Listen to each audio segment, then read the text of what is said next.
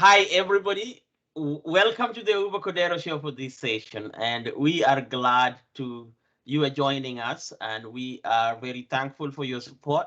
And on this wonderful day, I have with me a friend, a mentor, and a leader, and a pastor and a bishop. He has many hats, and he's a wonderful, amazing guy who is joining us from Nairobi, Kenya, as we speak. And we're going to talk about his journey with regards to how hardships, like economic hardships, growing up in poverty, is not totally limited to the potential that one can have in life. And Shadrack Were, who graduated from many schools, will share with us his life story. And finally, he'll tell us why he left a very comfortable life and a great job with United States AIDS, USAID, to go back to Kenya and to do amazing project both in the community and professionally. So, Shadrach, join us. Thank you for coming to the show today. Thank you so very much, Dr. Cordero. It's a great pleasure joining this show today. My name is Shadrack Were, born and raised in Kenya, somewhere in the western part of Kenya, southern Nyanza, somewhere called Muhuru Bay.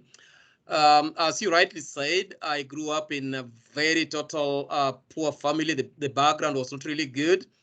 And I'm happy that with the help of God and friends, I managed to scale the ladder. I did some training both in Tanzania, in Kenya, and finally in the US, and settled there with my family, and again found myself back in Kenya.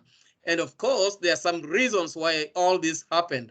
I don't regret I don't regret what happened in my life, where I was born, the lifestyle I lived, what I underwent. But I really want to thank God that all these things made me have a lot of experience and become a leader on which many young people can learn from and, climb on and be able to learn a lot of things. So let me stop from there. If there's anything that with my background you want me to say, I will continue.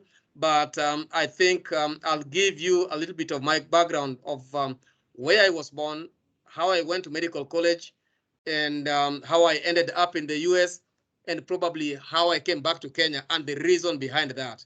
But for now, if there's anything that you want me to say before I go into details, let me know. Yes, I'll ask you a little bit more. I just wanted to talk a little bit what this show is doing in this conversation that we have been having for the past month or so. And one of the things that I am interested in is these narratives of people. Because initially I was doing lectures, and then we did short debates with Olivia. But I realized that there's a lot of talent, there's a lot of richness, and there's a lot of power in hearing people from similar backgrounds talk about their experiences. And that's why you come in, because I think your story is very rich. And we're going to get into the details of it, and to the extent that you're comfortable sharing with us. So now, we will be talking about the choice to return to Africa after living in the US for a little while, in a little bit, or as it will be relevant. But please tell us about yourself, and it's especially career wise. How did you start? Where did you go to school? How did you end up where you are? That's very correct. Thank you so much, Dr. Cordero. Just like many African countries, I was born and raised in a very poor family. By then, my father had three wives. My mom was the first wife. And from my mom's family, we were five children, siblings. And I was the third born, actually the second son. And therefore, I thought there was a lot of responsibilities on my shoulder at that given time. Now, where I was born, looking ahead of not only in our family, but in our community, no one went beyond standard 7 in a Kenyan context. Only one brother who had gone to Form 4.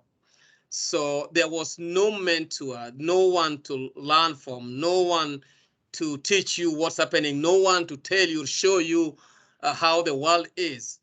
Unfortunately, just going back, rewinding back a little bit, my late grandmother, from where she came from, some of, I would say, her cousins were working in Mombasa, and therefore she thought she could take me to Yoma, where she was born and raised, and to be able to go to school, because I think she knew going to school would at some point help, help change our community, which I did. And that's where I picked some interest in going to school. So when I came back, that's way back, way back, 1975 to 77. I know some people might be surprised, but anyway, that's it. It was that, those early years. So I picked some interest in going to school. When I came back home, I continued going to school. Actually, today, when I look at people we went to school together, they're far much 10, 20 years older than me, and some of them were just behind me. So that's just a long story. Having gone to pass through the CP and went to several high schools because of lack of school fees, and at times dropped off, and there was no way I could proceed. Then, did some private studies. Then I struggled just like many people. I ended up working in a hospital in Migori, that is Ombo Mission Hospital. And at that St. time, Joseph's. yeah, St. Joseph. Yeah. At that time, I didn't even know how people were going to medical school, because there was none I knew about. No one in front of me, no one behind me who was going to a medical school. So at that time, I got employment as a janitor. My brother-in-law, who married my sister, who never went to school, was working there as a janitor. So he also helped me get a job as a janitor. So we were cleaning the toilets, and our in charge was telling us that you guys are lucky. So by then I was just a young boy. I mean, really youth, working and cleaning the toilets, and I'm like, for how long are we going to do this? Fortunately, his brother, who was a clinic officer at that time, called uh, Agustin Cordero, who is your father, came and like, really, we have someone who is a clinic officer. Those years, if someone was a clinic officer, he was just next to God. They were really revered. They were like the apex. They were the highest level in the medical field. So I came to realize that I have a relative in the name of Agustin Cordero who could allow us even to sit closer during breakfast, because people were seeing us people like people who are dirty, cleaning the toilets. There's nothing good. Then Cordero, we started just sharing a lot of our background and talking about where did you come from, because he was really open to us. He could welcome us to his home, and Mama, his wife, was really welcoming. So I could just like, oh, so people who went to medical school, this is how they look like.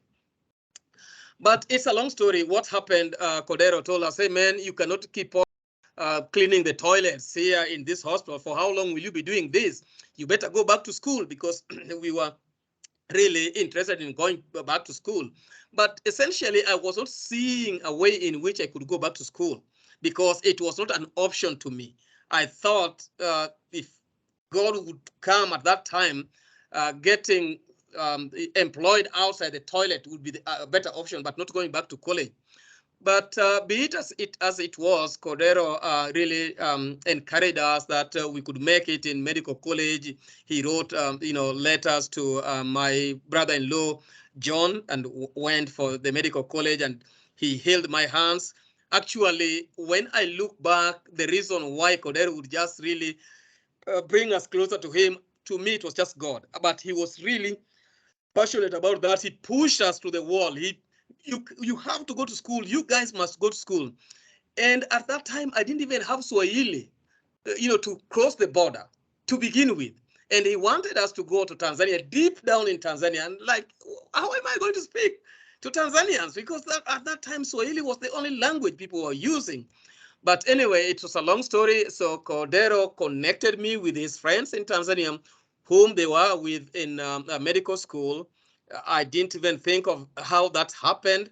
But finally, through God's grace and by that connection, I found myself in Bugando. By then, it was called Bugando Medical Center, where his friend, Cordero's friend, whom they were in school or college together, was upgrading his profession. So I was together with this gentleman when I went there. Like, it is just like a Kenyatta hospital here in Kenya, which is one of the biggest hospitals. I could not believe that it was me, but eventually I got admitted there, and it was by God's grace that I was enrolled there as a Tanzanian, and therefore I was not paying school fees for that matter. It was really a miracle. That, the way it happened, I can't even explain, but it was just by God's grace and a miracle that I was enrolled as a Tanzanian, having been sent there by the government of Tanzania. So I was not paying the school fees. The Tanzania government was paying school fees for me. So I was there 3 years. Then after that, I got employed there. Then eventually there are some things that happened. I came back to Kenya, and that gave me a platform on which I was to progress. Went because that was certificate technician course. Then I came back to Kenya. I did my diploma. Then I did my bachelor degrees in medical lab sciences, and I also did bachelor degree in theology after meeting the Lord Jesus Christ. Then I got some job with American university when HIV became an issue globally, and President Bush gave some funds, and I was the only Kenyan who was hired by the University of Maryland to represent the interests of the program in East Africa. Then, therefore, they called me, gave me the H-1B visa, and supported me throughout. I went back to do my master's at the University of Maryland, and so it was just a progress one after the other. But in between, there are a lot of things that really happened. Then eventually, when my H-1B visa expired, I could not renew it. That's after 6 years. So I had to look for green card, and together with my family, the children were now grown up. Then we moved to the US in 2012, where my children also joined some of the best schools in the United States of America.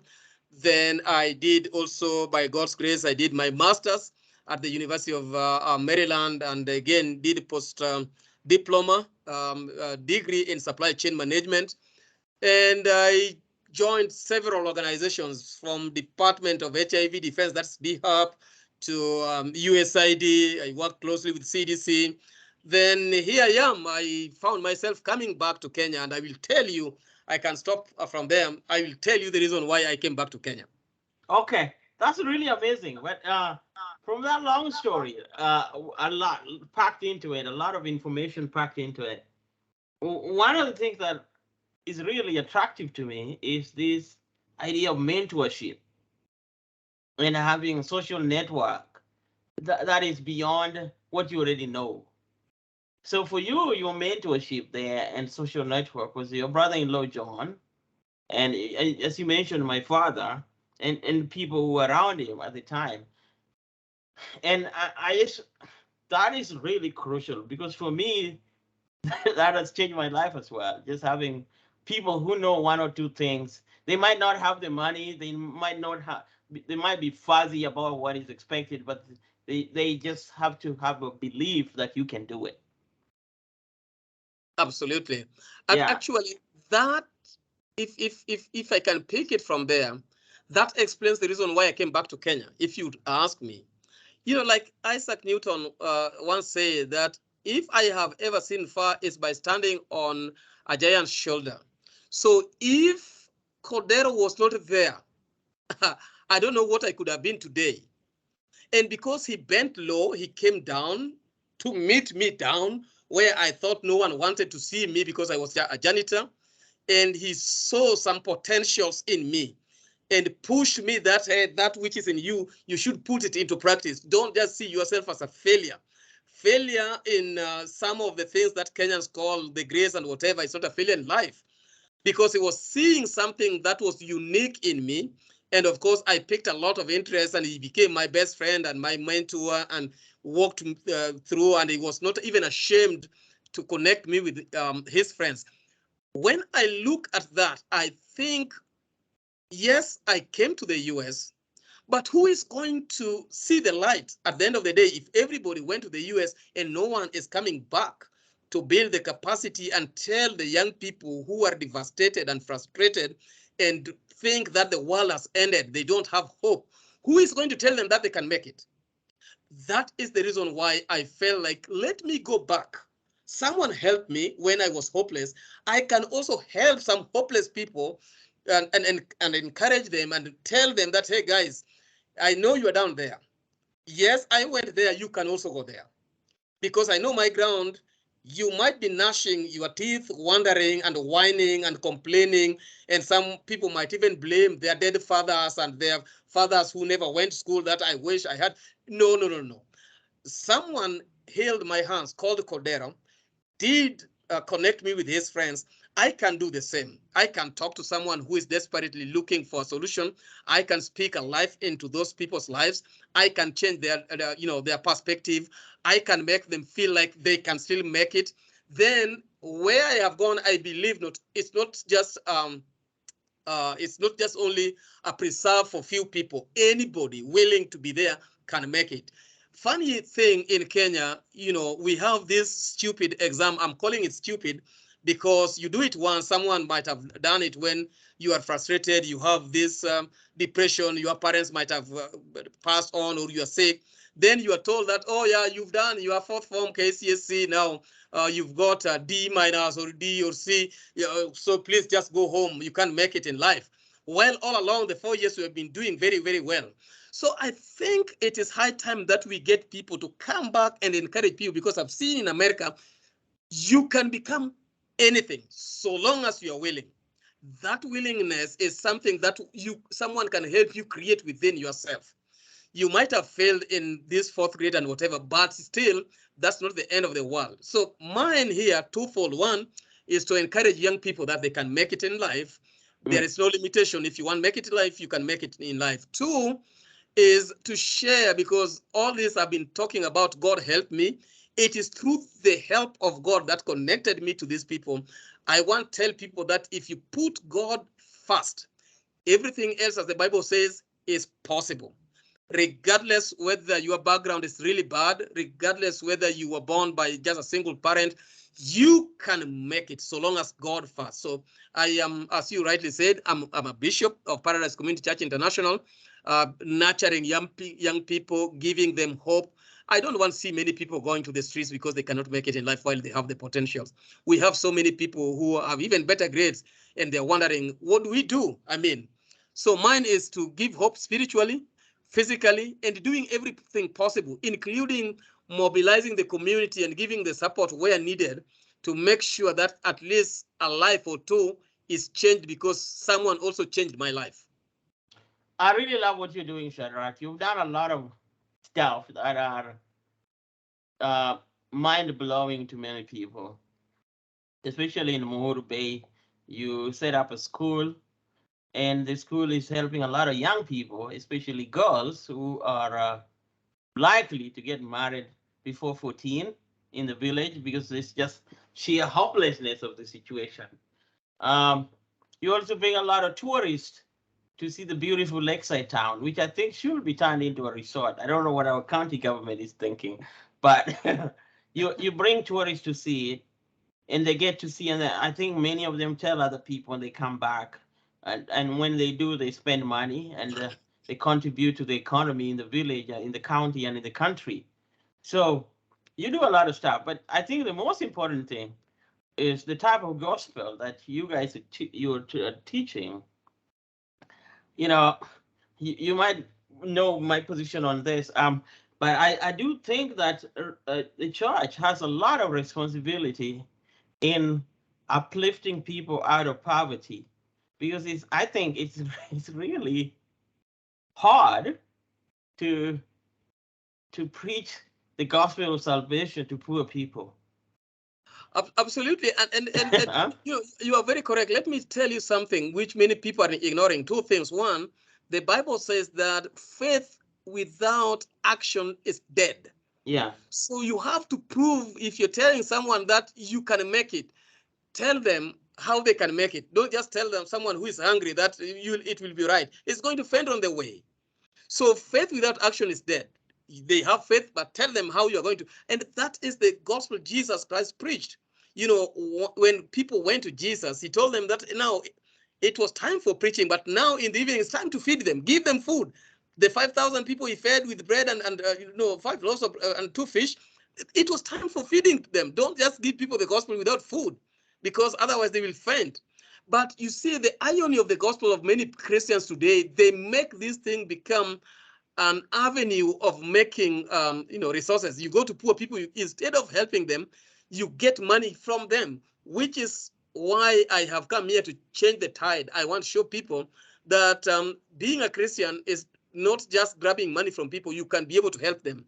And that is exactly what we have been doing. When I came actually in the US, we registered an organization called Captivate Global Initiative, which is a 501c, and we are getting resources basically from friends and church the people, and that is what has helped us put up a school. Because, as I said, I am in the US because of the school. If Cordero didn't take me to college, I could not be there. I know I'm a Christian, but Christianity myself did not take me to the US.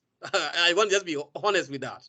It was through school. I was hired as a lab scientist here in Kenya, and that brought me there. So school is very key, very important to me. When I mix it with now my faith and the Christian belief that, the church thing, it is phenomenal.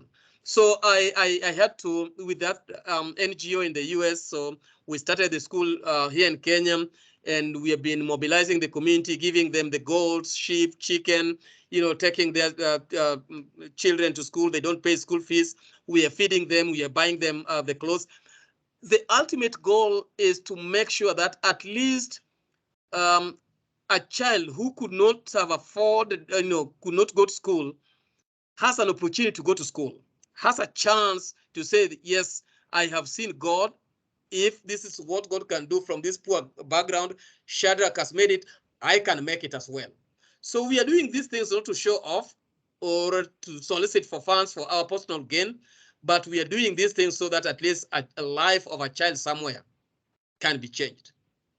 That's wonderful, Shadrach. Now, one question: if we're gonna share with us the website or other opportunities for people watching this show to donate if they're interested, or if they want to visit, they can reach out to you to come and support community organizations. So after when we upload this video, we will put the links to your organization so people can support it. But I do, Shadrach, as you work as a lab technician, you've been working a lot on HIV/AIDS and prevention and stuff like that, and you've traveled quite a lot.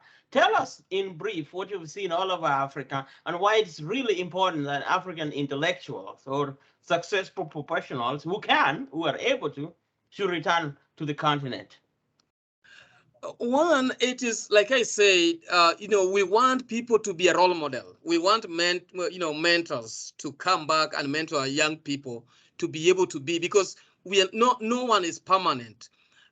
It is good. I mean, America lifestyle, there's a lot of good things, a lot of health policies, a lot of, I mean, you can't miss food in the US. There's stamp food, everything else.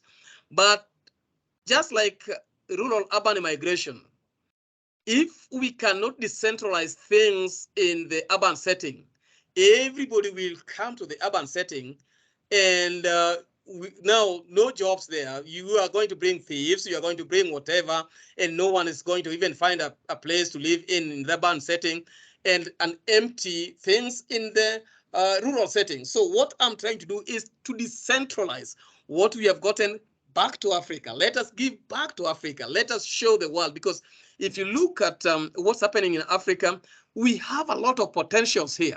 We have the minerals, we have good agriculture, we have nice weather.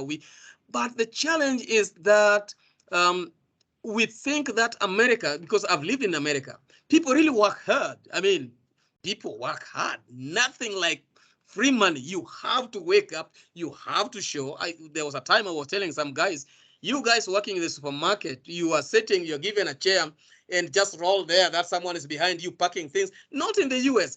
You are just one person, taking money and packing everything. And if there's nothing there, you have to go pack things in the shelves, which is not in Africa. So I think we need to come and show people that, hey, guys, we can do better. We can improve. We can make sure that our economy is working. And people who have gone outside, we should be a role model even in saying no to corruption. I mean, why would one corrupt me if I have a position to employ people? I have people, teachers in my school. I don't expect anyone to bribe me to get a position there. If there's a position, let's get it.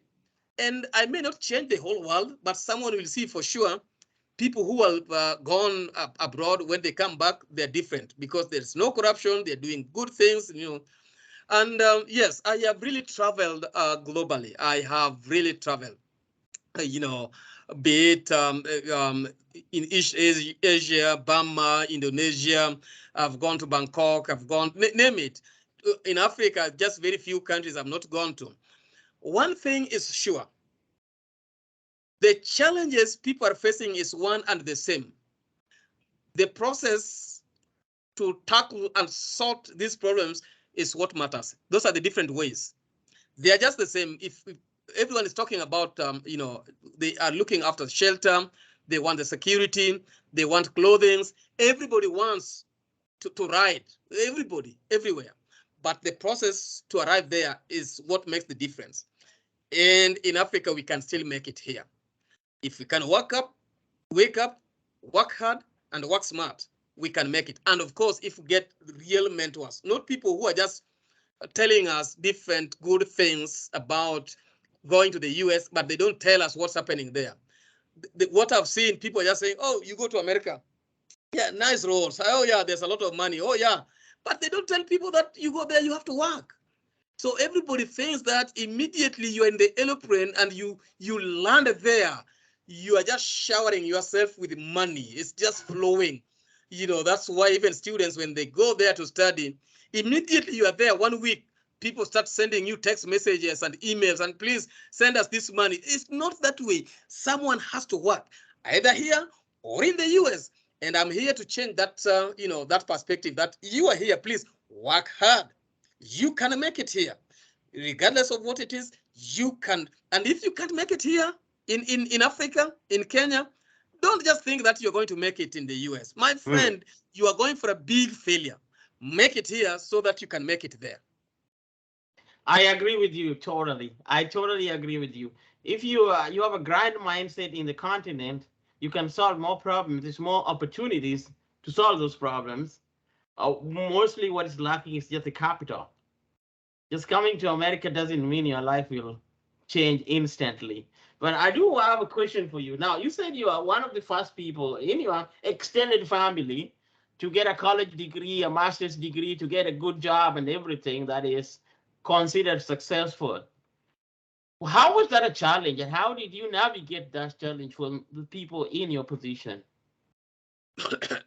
Up to where I stand right now, it is a huge challenge. Actually, I'm just always praying that I don't get depressed and trying to reduce some kind of hypertension, because it is just like you are elevated and standing on a very high hill and everybody else is looking up to you. Up to today, actually, it's just that I have some young people in the colleges. And so I am being invited for all sorts of arambes, be it for the funerals, be it for the people going to school, people who want to marry, people, all sorts of the church fundraising, the school fundraising, name it, with people, what they call the groups. It has been a challenge. But how do you want to make sure that you still remain relevant?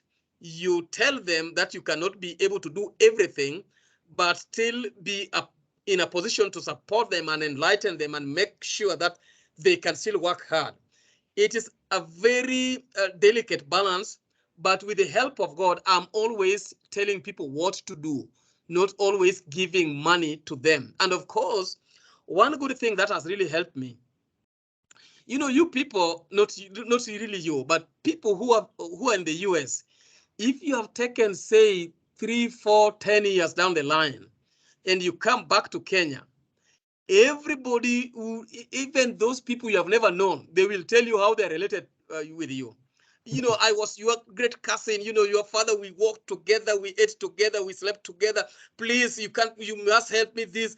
And they will package their stories to the extent that you are going to see a very linear, close relative to an extent that you must help that one.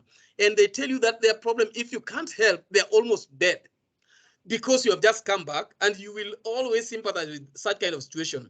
What's the difference with me? I am always eating with them. You see me today, and you see me next week. I've gone to America, like now. Next week, I'm going to America. Yeah, I'm going to take only 1 week, I'm back. So whoever I've helped today, when they see me next week, they don't know whether I've gone back to America or not.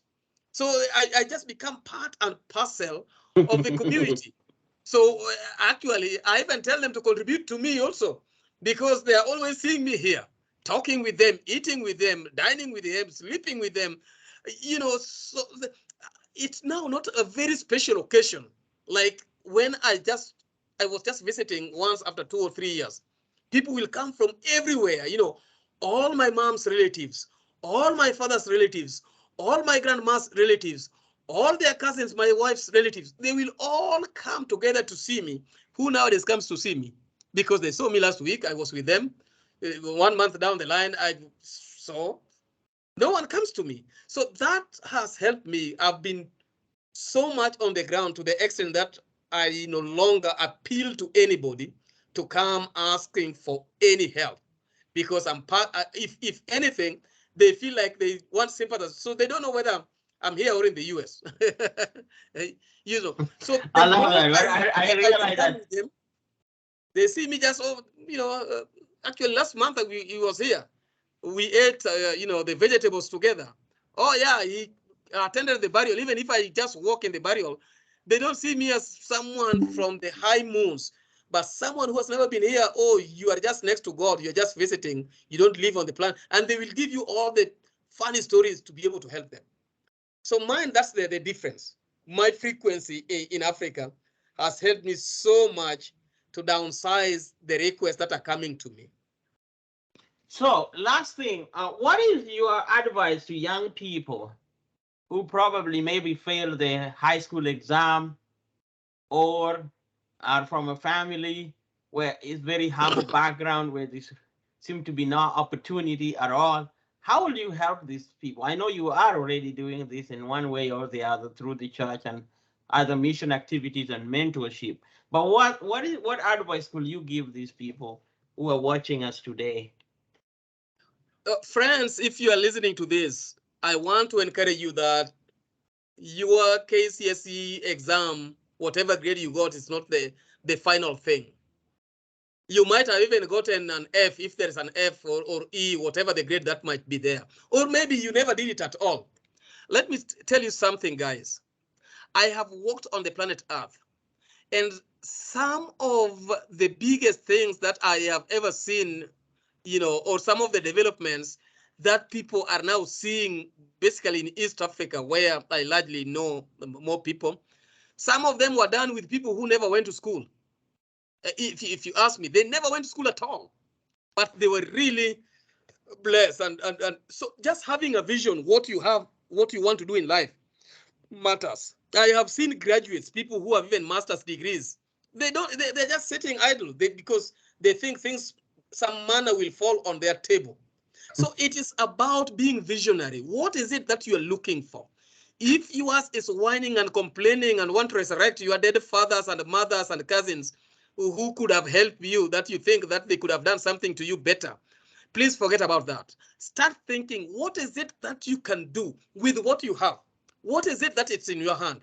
It might not be the grade, but you have some creativity. If you're a young man, you can be a footballer, you can give some advice, you can, what is it that you can do in the community? Even rearing chicken, how much money do you need to rear chicken? It doesn't cost a lot of money. Just have one and be creative with that. How much money does it cost, even rare, some pond fish? You know, how much money does it cost? It might not be a lot. How much money does it cost you to have even a barber shop? Just getting that shaving machine and have some kinyosi. It doesn't cost so much. So if you want, just be idle and wait for some manna so that you can make it in life, my friend, it will never come. But if you're visionary and you want to change your life, please, you can make it. And it doesn't matter the grade, but if your passion is about education, it doesn't matter where you stop. Nowadays, we have so many colleges. Even in Kenya here, where largely I'm living in, we have so many universities. You can always upgrade. Do something. Begin with certificate course. I began with certificate course, and I went to diploma, and I went to degree, and I went to masters, and I did. I mean, you can make it. I say you can make it. Don't just limit yourself with the grade that, oh, now I was told mine is just a C, so I can't make it. There is evening classes. There is distance classes. I did my theology online. You can do these online things. Please, this nowadays is better because we have these smartphones. What are you using your smartphone for? Is it just looking for some movies or something? You can use that, your phone, to check the opportunities that are there. Even in America, many people, we don't just walk to shops to get some information. You have to use your phone just like what you have. Use it to look for information. Make sure that you make use of that. You will get everything you need in that phone you have. So don't whine, don't sit down. Use whatever you have. Is it a phone? Use it. Thank you so much, Shadrach. This is wonderful news. I know we can all talk all day, but you have to go to sleep and get ready for tomorrow. It Yeah, is sure. 1:45 p.m. in Eastern US time, probably 9 o'clock in Nairobi, right? Yeah, about 15 minutes to 9. I really appreciate it, Yeah. Uba. I do appreciate this time to talk to people and give a bit of my story. And I hope if there's anything, yeah, please reach out to me. You can always call my number. I have American number, I have a Kenyan number, and of course, you said that someone can, my link. Let me just say it here. Maybe at some point you may also put it with your, this story. It is www.captivateglobal.org. Let me repeat it again. The website for my company and organization in the US is www.captivateglobal is one thing, .org. You will be able to see what we are doing in Muru Bay and in Kenya by extension. So thank you. God bless you so very much. I'm really happy. Thank you so much, Shadrach. I know I will call you again just to talk about your professional work with regard to laboratory technology and HIV group in the future. But for now, I wanted you to talk to young people, and you've done an incredible job doing that. So thank you so much, and God bless you. God bless you so much, Cordero Daktari. I have a great afternoon. Bye-bye. God Thank you. bless.